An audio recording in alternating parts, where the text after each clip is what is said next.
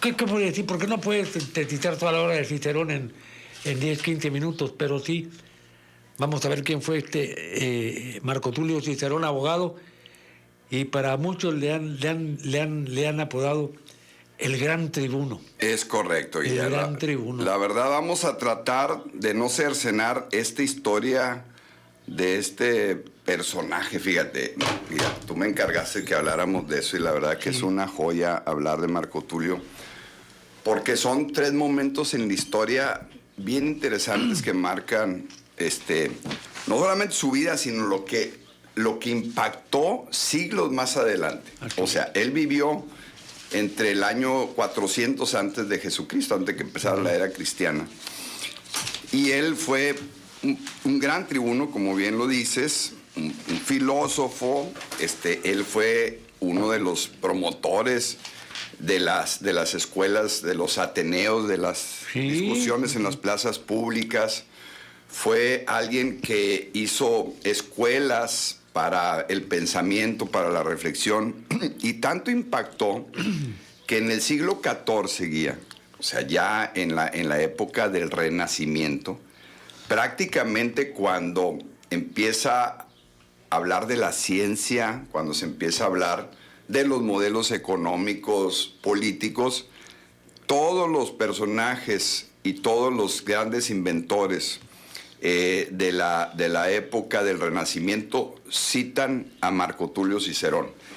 Y luego no se queda ahí. ¿Te acuerdas de la época del ilustrismo, de la ilustración, en el siglo XVIII, con John Locke y todos esos personajes de la Inglaterra?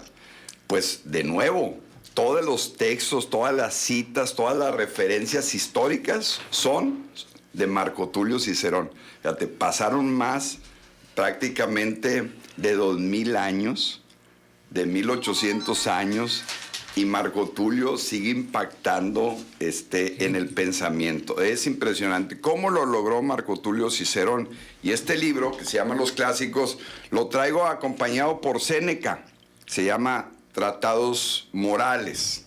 Y porque Séneca, pues que nació un poco, prácticamente 400 años después, ya en los primeros años de la era cristiana. Los dos, como otros personajes, hicieron esta parte de que una vez que se terminó la época de la mitología, en donde los griegos, los romanos y muchas de las civilizaciones de ese entonces se explicaban de los fenómenos de la naturaleza por medio del politeísmo, de creer en diferentes variantes de dioses, entran los filósofos, que son ellos, y empiezan a diseñar los modelos de ciudad, los modelos de pensamiento, empiezan a hablar de los 2 valores que siempre nos han acompañado a los seres humanos, los valores universales y personales. Empezaron a hablar de los universales, de la libertad, de la democracia, de la justicia, y también empezaron a hablar de la parte personal, que era la felicidad, la templanza, lo que es el bien, lo que es el mal. Y empezaron a hacer estas escuelas de pensamientos para buscar de alguna manera equilibrar la conducta del hombre. Entonces, sabían ellos muy bien que había 2 formas de equilibrar la conducta del hombre, como ahora, después de han pasado 20 siglos y sigue siendo lo mismo. Una es en la parte de la moral, de la ética, y la otra, Guía, es en la parte del derecho. El derecho, pues como lo sabemos, es el conjunto de normas imperoatributivas que regulan la conducta externa del hombre. Y los primeros tratados sobre la aplicación del derecho, pues los hicieron ellos. Por eso cuando estudian los abogados su carrera, pues lo que es el derecho romano, pues se lo debemos a Marco Tulio Cicerón. O sea, toda esa parte de la estructura en cuanto a lo que son las prácticas de juzgar, de tener un juez y de ser tribuno, porque Marco Tulio pues le tocó vivir en la época de César y de Marco Aurelio, esos 2 emperadores, y bueno, pues fue una persona que estuvo en contra del régimen y terminó decapitado, como lo sabes. Entonces, él siempre defendía la parte de la estructura de la sociedad, del bien natural que se llamaba, es que lo que ahora conocemos como los derechos humanos, esos que están en nuestra Constitución del artículo 1 al 29. Ese derecho a la libertad, a escribir, a expresarnos lo que estamos haciendo ahorita tal cual, el derecho a trabajar, todos esos derechos, en esa época ya Marco Tulio los estaba promoviendo como un derecho que tenían los ciudadanos de Roma para poder tener esa libertad y poder hacer contrapeso pues con la autoridad. Y no solo eso, se dedicaba mucho a promover la parte de la cultura y de la educación. Era en esas plazas públicas donde se discutía, se analizaba, se hacían esos grandes debates, pues Marco Tulio le dedicó mucho tiempo a esta parte, ¿no? En sus biógrafos dicen, ojalá le hubiera dedicado todavía más tiempo, pero a veces la grandeza o el éxito lo distrajo en otras cosas, porque no hay una referencia o alguien que le haya alcanzado todas las publicaciones que hizo.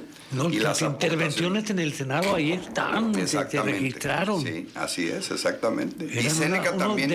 Unos debates. Sí, impresionantes porque era el argumento filosófico, el argumento legal y el argumento que tenía que ver con las organizaciones de las ciudades y el equilibrio de poderes. Entonces en el Senado, como bien lo sabes, pues era la parte donde llegaban los más ilustrados, los más preparados, y era la forma en que al emperador pues podía tener un equilibrio, si no pues tomaba decisiones sin tener ningún contrapeso. Y Marco Tulio Cicerón vio esta actividad como una vocación de vida, y en ese sentido promovió muchos de los principios de derecho que ahora conocemos. Utilizaba la palabra para hacer doctrina, para hacer escuela. Ahí el epicurismo, la parte también de lo que es la otra escuela que tenía que ver con la forma de conseguir la felicidad, de cómo poder lograr el bien común. El estoicismo, Guía, también fue parte de una de las escuelas que promovió esta parte de la resistencia, de la constancia, del volver a intentar las cosas y no rendirse. El estoico era esa forma de tener esos valores de la constancia, de la templanza, de la capacidad de tener lo que ahora, fíjense, llamamos como resiliencia, y que yo escucho que ahora utilizan mucho esa palabra, que es maravillosa, la verdad, pero tiene que ver mucho con esta escuela del estoicismo, ¿no? De siempre volver a empezar y no claudicar. Entonces, todos estos principios, estos valores, pues Marco Tulio lo hacía, y veía una sociedad pues donde había pues un conjunto de elementos, desde la juventud, desde las personas que ya tenían un poco más años. Acuérdense que en esa época pues el promedio de vida era 30, 35 años, era un mundo totalmente distinto, y él pudo traer a valor presente ya las enseñanzas de Sócrates, de Jenofonte, de Platón, de Aristóteles, y ser ese puente entre el final de la parte de la filosofía y el nacimiento pues de lo que ahora conocemos como la parte religiosa, y que en ese sentido le dio a Roma, le dio a todo el imperio pues esa capacidad de hablar de las virtudes de las personas, hablar de la importancia de los bienes, por ejemplo, de los oficios. O sea, hay un título y un texto específicamente de la importancia de los oficios, porque decía él que pues no solamente la filosofía era importante, sino también las actividades que pudiera tener cualquier persona, el oficio de la carpintería, el oficio de la enseñanza, el oficio de poder hacer el cultivo, el cuidado de los animales, en fin. Entonces empezó a hacer lo que ahora conocemos como los organigramas en las empresas, la división de los oficios y los motivos de deliberación acerca de la elección de ellos. ¿A qué te vas a dedicar? ¿Qué vas a hacer?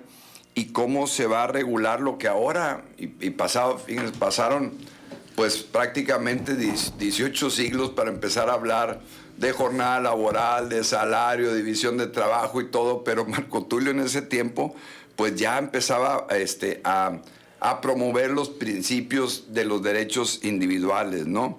El cuidado y la conservación de los animales, o sea, veía una sociedad donde pues convivíamos con los animales y el respeto a eso. Fíjense, ahora que vemos el tema de la pandemia, la zoonosis, que es el contagio que tenemos los seres humanos a través de los animales, como ahora que pasó en este barco que se contagiaron gente y murió. Esa parte del respeto de los espacios de los animales y poder tener la higiene propia de los seres humanos y darles a los animales el respeto de su espacio, pues era también la forma en que este gran filósofo, tribuno y yo diría administrador de ciudades sabía respetar, y hablaba él de 4 principios fundamentales: la honestidad, la prudencia, la justicia, la fortaleza y la templanza. Lo que les decía, la prudencia, pues hasta hay un libro que aquí he comentado de Baltasar Gracián que se llama El arte de la prudencia. La justicia, que él ya lo había aprendido de Platón, que era darle a cada quien lo que le corresponde.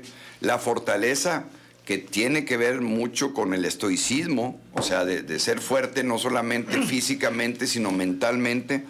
Y la templanza es como la espada, pues, que no se dobla, que se mantiene, pero la templanza no solamente es el hecho de que te mantengas físicamente, sino que te mantengas ideológicamente, que tengas valores y principios en ese sentido. Entonces, Miguel, es impresionante todo lo que podemos aprender de Marco Tulio Cicerón, porque ese deseo saber natural del hombre era lo que él promovía.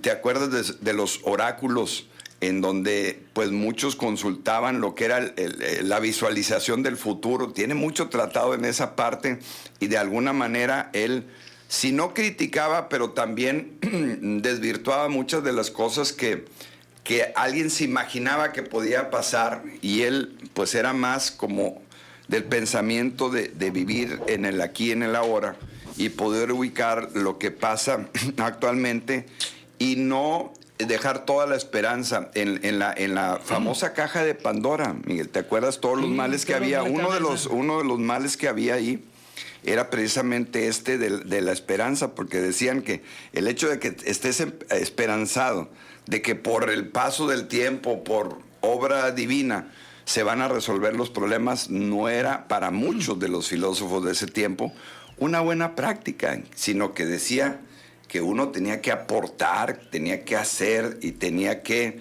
conducir el futuro que estabas deseando con la participación propia de cada uno de los individuos, ¿no? Hablaba del castigo que deben de tener las leyes. Se habló mucho de las guerras en un momento en donde pues siempre había esas reyertas, esas invasiones, esas defensas, y le tocó ver pues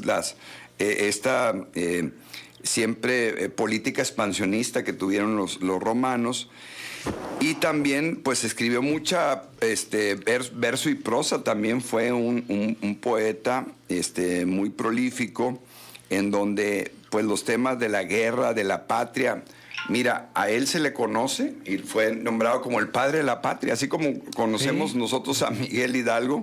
Bueno, Marco Tulio Cicerón fue conocido como el padre de la patria por toda la estructura, toda la arquitectura legal, política que dejó, porque le dio al Imperio Romano esa posibilidad de tener esa prevalencia que duró prácticamente casi hasta la Edad Media.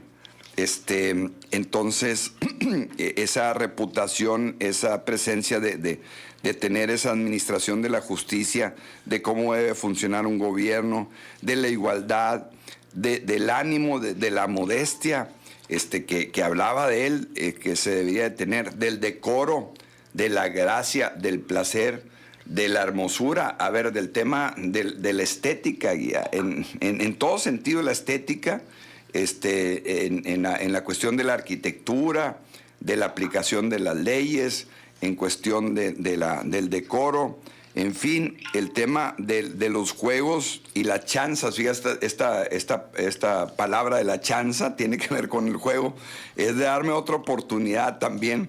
Hasta eso se metía Marco Tulio Cicerón, o sea, conocía perfectamente el hombre y tenía claro que había una parte de la vida de los hombres que nos encanta el tema de la recreación y de los juegos de azar. Desde ese tiempo él identificaba, por eso, bueno, pues su grandeza, porque prácticamente abarcaba todas las etapas de la sociedad y del hombre en cuanto a lo que le gustaba, y analizaba que había pues diferentes actividades que disfrutaba el ser humano, y él buscaba cómo pues poderlas regular, poderlas también exponenciar y aprovechar para tener pues una mejor vida. Y hablaba mucho del tema de la felicidad en el sentido de ser un fin de una persona, de una sociedad, pero también de la moderación en ese sentido, para tener reglas que fueran de alguna manera dictadas, no solamente por la naturaleza, porque tenía muy claro el tema de cómo funcionaban las estaciones, el día y la noche, en fin, pero había una parte también en donde hablaba de estas relaciones entre estados. En el Senado, sus debates sobre el tema que no se decía en ese tiempo, que se llamaba la política exterior, pero a ver, como Séneca, eran cónsules, ya la figura guía del cónsul existía, sí, que era el representante del imperio en otro país. Y no existían los consulados como ahora los conocemos, pero sí había esa representación en donde la voz de alguien de un reino o de una comunidad se podía escuchar con libertad en otro lugar, y era pues como el vocero, pues. Entonces en el Senado se empezó a hacer esas estructuras para las reglas con en el exterior, en un mundo pues que estaba muy extendido y que tenía por sí pues la obligación de platicar lo que estaba pasando en otras sociedades, ¿no? La filosofía siempre fue un gran consuelo para Cicerón. Cuando tenía una pesadumbre, pues se ponía muchas veces a escribir, a hacer filosofía, y era lo que le daba la tranquilidad y todo. Y gracias a eso, pues escribió muchos textos, ¿no? Aunque fue pues una persona que activamente participó en la política, pero también tuvo etapas en donde se encerraba y se ponía a escribir, ¿no? Entonces... Sobre este tema, Cicerón escribió una frase: mis libros siempre están a mi disposición. Sí. Nunca están ocupados. Claro. Y sabes otra frase, Guía, que decía: el que no sabe no vive.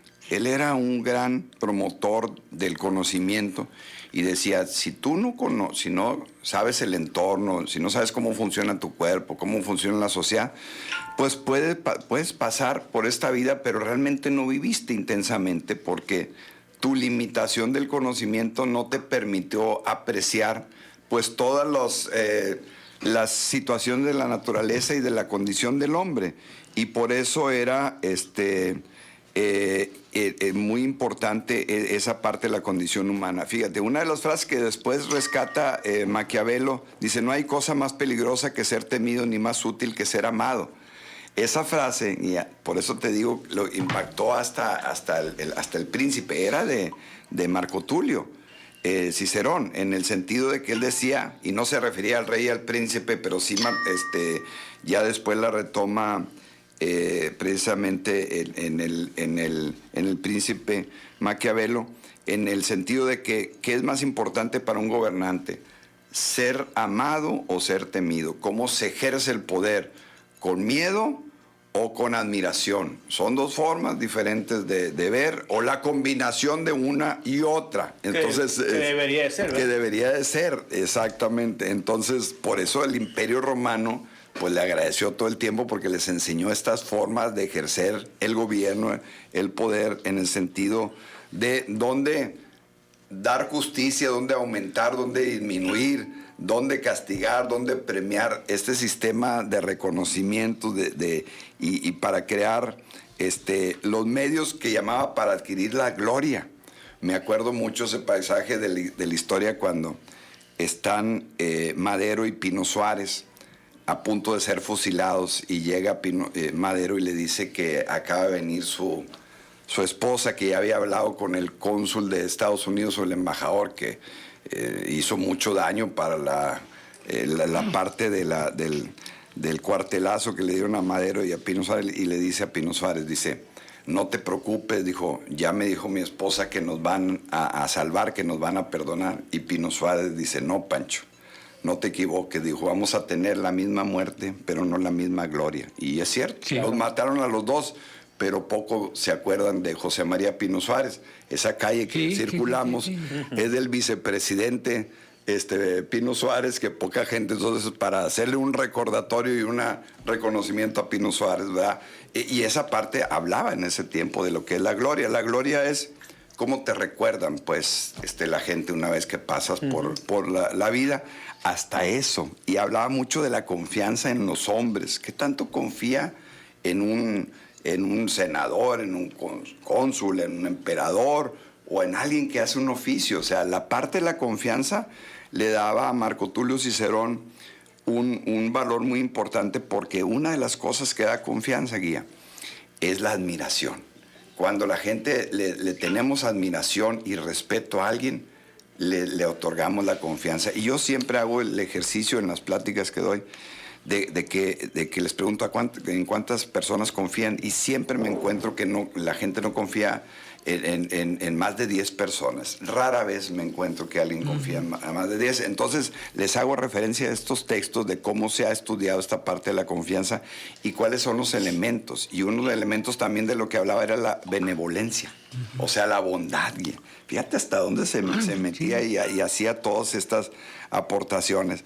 Bueno, es un cúmulo de información, de reflexiones que hace Marco Tulio, y por eso ahora que me dijiste que lo trajera aquí, pues la verdad, traer a Marco Tulio Cicerón es traer la historia de uno de los hombres intelectualmente, filosóficamente, de oratoria, tribuno, que más ha impactado en la historia de la humanidad, y todavía, pasados tantos años, sigue estando presente el gran Marco Tulio. ¿Qué tan importante será que estamos hablando de él 2000 años después? O sea, nomás para acabar pronto. 2080 años después, seguimos hablando de él. Sí. De Marco Tulio Cicerón. Así es. Sin duda, Ramiro, gracias, pero no te vayas.